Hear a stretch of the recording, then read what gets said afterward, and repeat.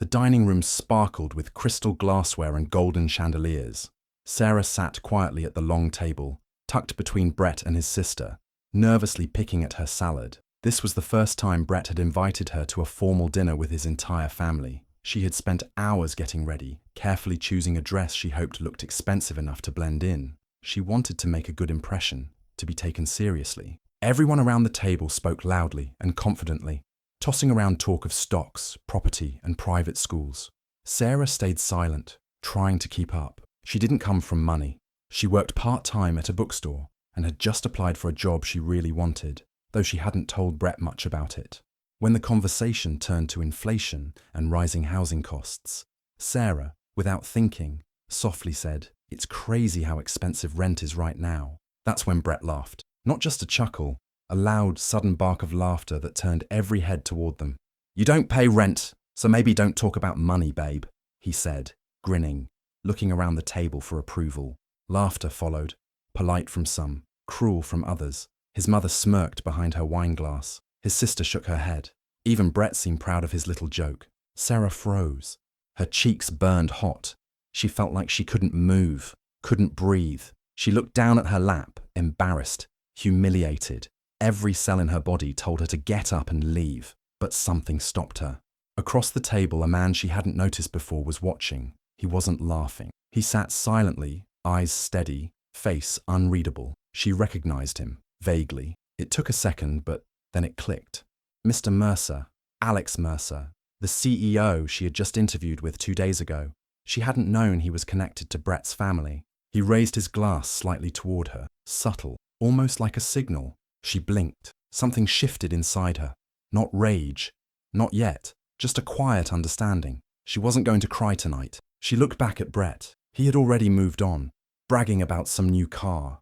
But something inside Sarah had changed. 3 years earlier, Sarah and Brett had been inseparable. They met at a campus coffee shop. Brett was loud, charming, the type who spoke like he had already made it. Sarah liked his confidence. It was the opposite of her quiet steadiness.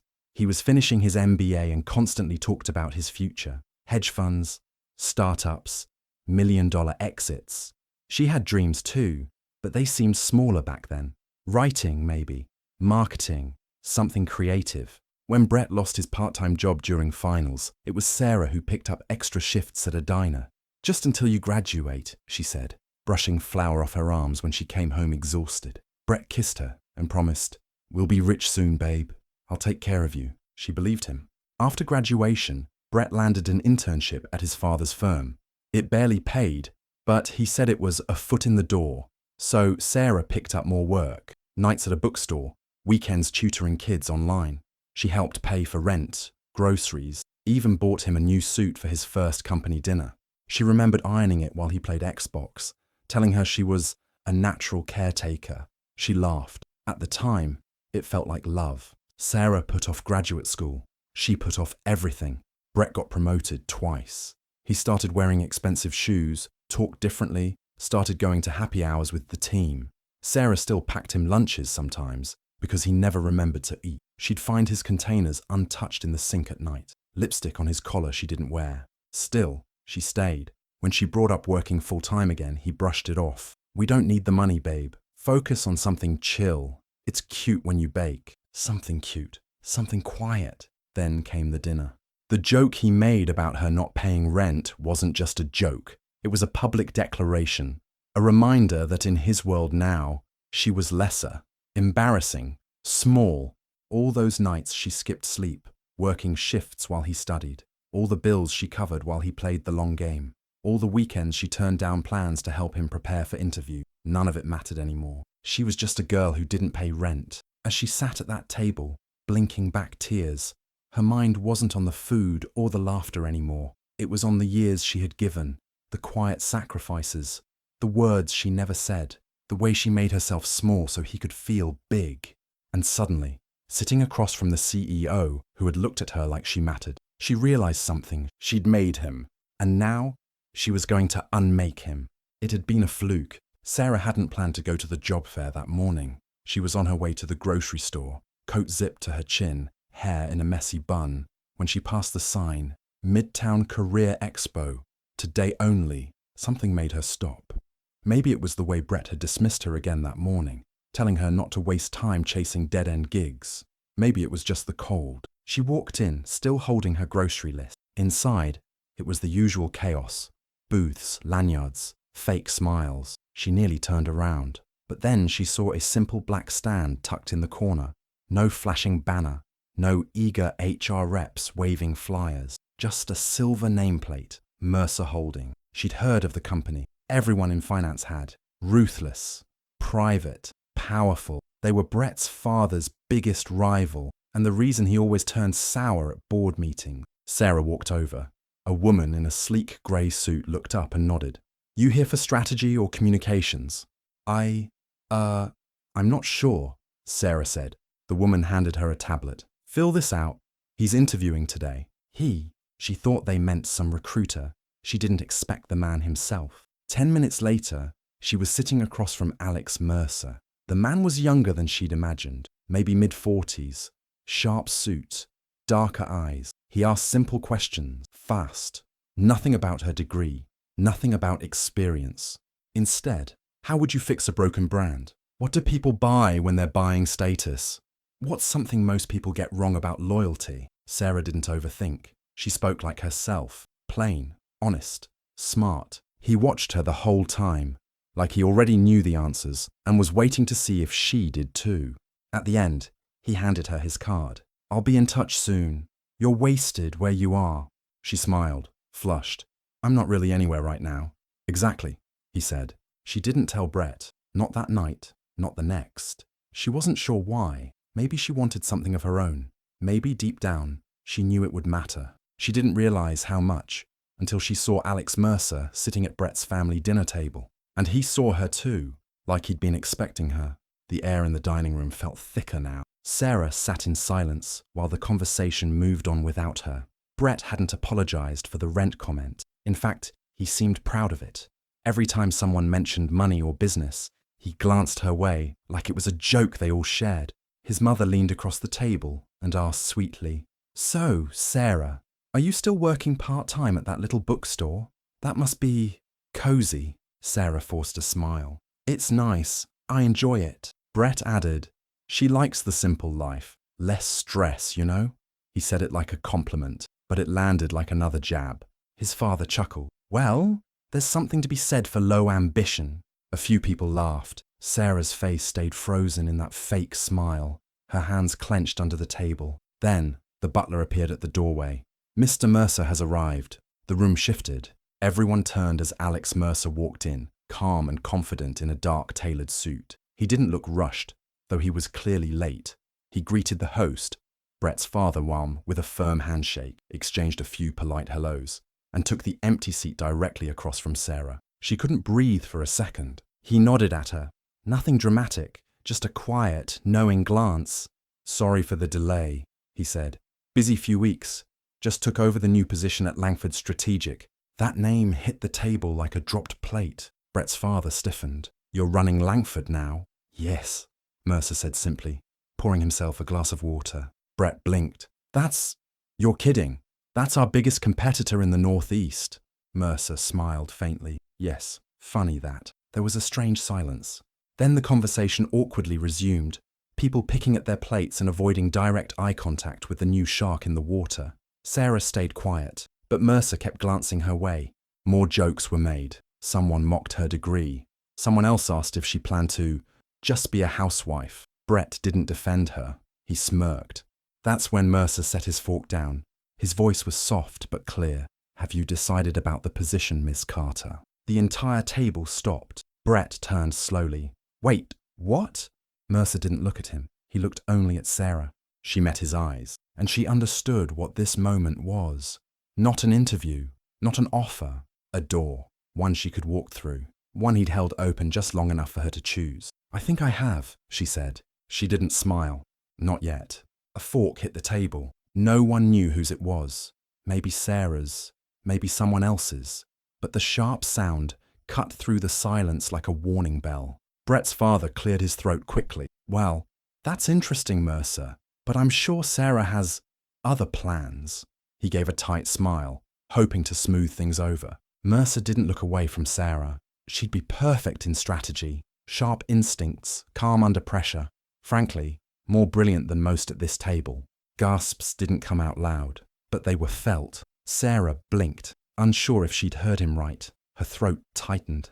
Brett let out a short, awkward laugh. Okay, let's all relax. I think Mercer's had too much wine. He nudged Sarah's elbow lightly. Strategy? Babe, you couldn't even keep that waitressing job at, what was it? That diner on 6th? The words fell heavy, cruel, sharp. Sarah felt it, not just the insult, but the way he said it, like she was a joke, like her past, her struggles. Everything she'd done to keep them afloat was something to be laughed at in front of strangers.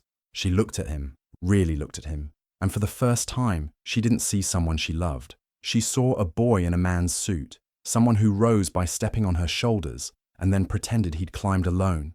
Mercer tilted his head slightly, still calm. There's nothing wrong with waitressing. Teaches you more about people in one shift than most MBAs do in a semester. No one said anything. Brett scoffed, leaned back, clearly uncomfortable. Well, maybe she can learn to pour wine before running strategy. Sarah stood. Her chair scraped loudly against the floor. She didn't look angry. She looked still, focused, like she was finally waking up from something. She glanced around the table, all those expensive suits, the fake smiles, the practiced cruelty. Then she looked at Mercer and nodded once, quiet, firm. His eyes softened. Everyone waited for her to sit back down. She didn't. Everyone was staring. Brett's mother raised an eyebrow, already halfway into another sip of wine. His sister looked mildly entertained, like this was better than dessert. His father sat stiff, annoyed, but it was Brett's face that said everything. He looked confused, then irritated, then nervous. "Sarah," he said, like a warning. She didn't even glance at him. Instead, she turned to Mercer. Her voice was soft, but clear. "I accept the offer." A slight smile flickered across Mercer's face. Not smug, not proud, just pleased, like he'd been waiting for her to see what he already saw.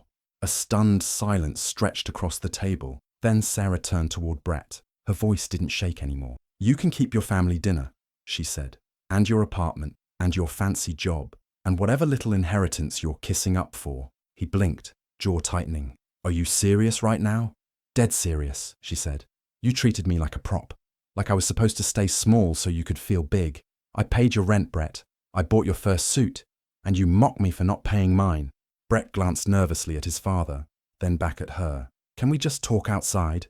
"No," she said. "We're not talking. I'm done talking." She turned and walked toward the door. "Sarah," Brett called out again, voice sharper now. "Don't do this. You're making a scene." She stopped in the doorway, then turned back just enough to look at him one last time. "I'm not making a scene," she said. "I'm making a choice." Then she walked out. Behind her, the stunned silence stretched even longer, until another chair slid back. Footsteps followed. She didn't look back, but she knew it was Mercer. He caught up to her in the hallway outside, his voice low. "You handled that well." She let out a breath, part relief, part disbelief. "I don't know what just happened." "You said yes?" he said. "That's all that matters." They stepped out into the night together. The cold air hit her cheeks like a second slap, but this one felt like clarity. She didn't belong at that table. She never had. And now, finally, she didn't have to. Sarah's new office wasn't huge, but it had a door and a view and a nameplate that said Sarah Carter, Strategy Analyst. She stared at it every morning like it wasn't real. The first week was a blur. Back-to-back meetings, client files, late nights, and early coffees. But she kept up. Actually, she did more than that. She outpaced most of the team by the second week. Mercer noticed. So did others. She didn't dress the same anymore. No more soft sweaters and jeans. Now it was sleek blouses, sharp heels, and lipstick that made her feel like armor. People listened when she spoke. They asked for her thoughts. Her ideas got written on whiteboards. She hadn't spoken to Brett since the dinner, but she saw his last name in a file folder on her desk in week 3. Darlington Enterprises, one of their biggest targets, one of Mercer's biggest plays. She stared at the folder a long time before opening it. Inside were internal reports, financial leaks, board member movements, all signs pointing to a possible acquisition. Quiet, behind the scenes, not yet public, but it was happening, and Sarah had been placed on the team managing the deal. She didn't say anything. Not to Mercer, not to anyone. She just did her job. Ran numbers, built models, flagged weak points in Darlington's leadership structure. All business. Until one day, Mercer stopped by her desk and dropped a slim folder on top of her notes. "Need you in the room tomorrow," he said. "You've earned it." She opened the folder. It was the meeting agenda for the upcoming pitch to the merger board, and her name was listed next to key strategist. The meeting would be held at Darlington HQ, her old building, Brett's building. She sat there for a minute, staring at the page, the names, the floor plan of the boardroom. Her heart was beating fast, but not with fear. This wasn't revenge. It was responsibility. She was no longer the girlfriend being laughed at over dinner. She was the woman they'd never seen coming. Brett knew something was wrong the moment he stepped off the elevator. People weren't smiling. The usual energy on the 17th floor of Darlington Enterprises had shifted. Phones rang, but no one answered. A few interns whispered in corners. One of the VPs walked past him without making eye contact. Brett made his way to his office, but stopped short when he saw the door slightly open. Inside, someone was packing files into a box. His box. "What the hell is going on?" he demanded. The assistant looked up nervously. You should probably head to the boardroom." "The hell I will," Brett snapped, already turning toward the executive wing. His mind raced. No warning, no notice. What kind of stunt was this?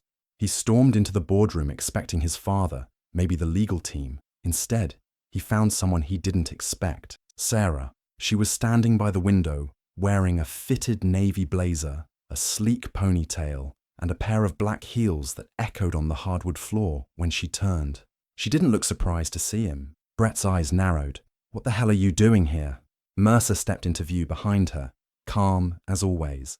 "She's with me." Brett blinked. "With you?" Sarah stepped forward. Her voice was cool even. "There was a vote this morning. Langford's acquisition of Darlington is complete. The merger passed. It's done." Brett laughed, but it sounded wrong. Sharp and panicked. "You think they're keeping you over me?" Mercer tilted his head. "They're not keeping either of you." Brett turned on him. "You can't do that. My father." "Your father already signed the papers," Sarah said. "They just had them couriered to the board. He retired this morning, quietly." Brett's face turned red. "You don't know what you're talking about. You were, what, some unemployed girlfriend 6 weeks ago." Sarah smiled then, slowly, not sweet. "Funny," she said.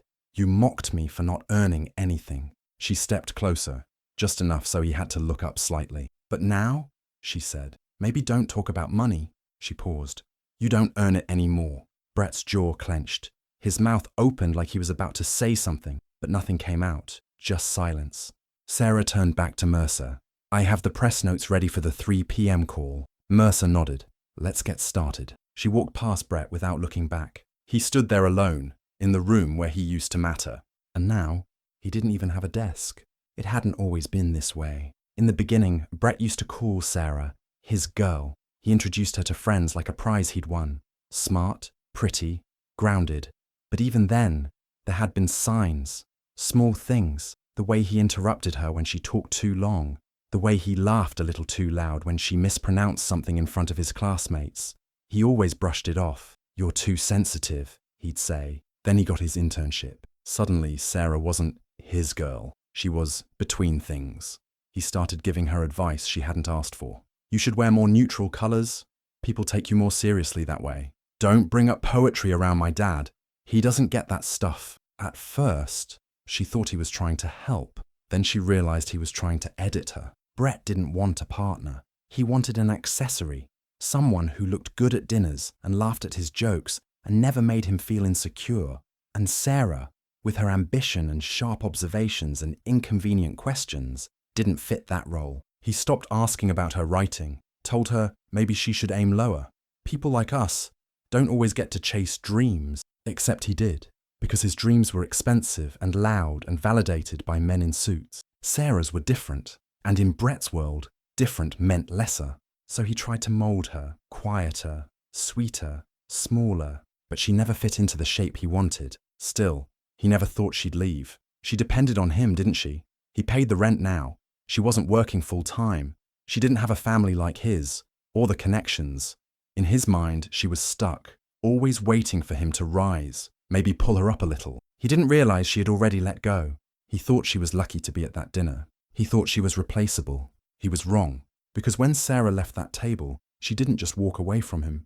She walked into something bigger, something she built for herself, something he didn't understand. And now he was the one who had become replaceable. The room was warm with quiet music, soft lighting, and the low hum of voices and laughter. Everything from the polished oak table to the delicate wine glasses felt elegant, but comfortable. It wasn't overdone.